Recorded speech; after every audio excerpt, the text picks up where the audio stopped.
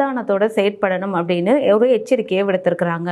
இலங்கை மக்களுக்கு போலீசார் இப்போ ஒரு எச்சரிக்கையை விடுத்திருக்கிறாங்க. அது என்ன அப்படின்னு பாத்தீங்கன்னா, உங்களுடைய வீடுகளுக்கு யாராவது போலீசார் என்ற பெயர்ல நாங்க போதைப் பொருள் இருக்கான்னு சோதனை செய்யணும் அப்படின்னு வீட்டுக்குள்ள வந்தாங்க அப்படின்னா, நீங்க முதல்ல அவங்க உண்மையான போலீசாரா என்பதை உறுதிப்படுத்திட்டு அதுக்கு பிறகு சோதனைக்கான அனுமதியை வழங்குங்க அப்படின்னு போலீசார் இப்போ ஒரு தகவல் வெளியிட்டிருக்கிறாங்க. இதுக்கு ஒரு முக்கியமான காரணம் இருக்கு. என்ன அப்படின்னு பாத்தீங்கன்னா, சமீபத்துல கேகாலை பகுதியில் இருக்கக்கூடிய வீடொன்றுக்குள் போலி போலீசார், அதாவது போலீசார் என்ற பெயர்ல சில கொள்ளையர்கள் ஒரு வீட்டுக்குள்ள நுழைந்திருக்கிறாங்க.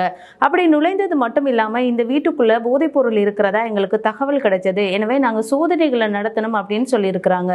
இதை கேட்ட அந்த வீட்டாரும் அவங்கள உண்மையான போலீசார் என்று நம்பி வீட்டுக்குள்ள விட்டுருக்காங்க. இப்படி போலீசார் என்ற பெயர்ல வீட்டுக்குள்ள நுழைந்த அந்த கொள்ளையர்கள் வீட்டுல இருந்த 40 பவுன் தங்க நகையை கொள்ளையடிச்சிருக்கிறாங்க. அது மட்டும் இல்லாம 1,50,000 பணம், 2 தொலைபேசிகள் மற்றும் மோட்டார் சைக்கிள் ஒன்றையும் திருடி இருக்கிறாங்க.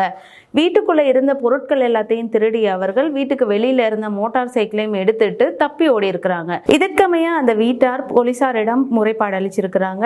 இந்த முறைப்பாட்டிற்கு அமைய கேகாலை குற்றப்புலனாய்வு பணியக அதிகாரிகள் 5 சந்தேக நபர்களை கைது செய்திருக்கிறாங்க. அது மட்டும் இல்லாம அந்த 5 சந்தேக நபர்களிடம் இருந்து குறித்த நகை மற்றும் பணம் எல்லாமே மீட்கப்பட்டிருக்கிறதாகவும் சொல்லப்படுது. இதன் அடிப்படையில தான் போலீசார் இப்ப என்ன சொல்லியிருக்காங்க அப்படின்னா, நீங்க இந்த மாதிரி உங்களுடைய வீட்டுக்கு யாராவது போலீசார் என்ற பெயர்ல வரும்போது மிக அவதானத்தோட செயற்படணும் அப்படின்னு ஒரு எச்சரிக்கையை விடுத்திருக்கிறாங்க.